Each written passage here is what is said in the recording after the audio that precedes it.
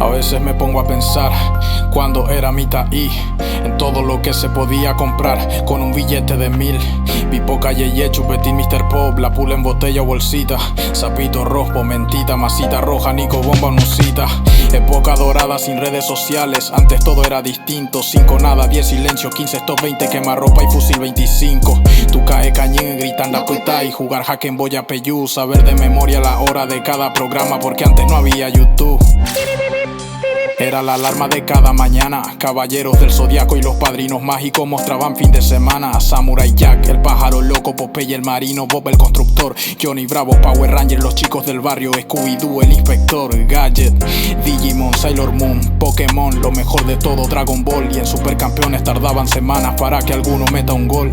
La figurita de duelo de titanes de la WWE, Rey Mysterio, Randy Orton, John Cena, Batista, Mark Henry, Big Show, Gran Khali.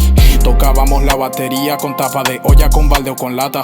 Jugábamos a la despensa y la hoja de mango se usaba de plata. Quien no jugó Viborita en el Nokia es porque no tuvo infancia. El geniolito curaba de todo, mejor que la farmacia. Ana balita, picalita, logi, cuarta, cuamonda, egua pude pensar, eguatamina calcular. Qué linda infancia de verdad. Juegos divertidos, lágrimas y risas, personas que ahora ya no están. Las manos sucias por jugar y el alma limpia lejos de la maldad.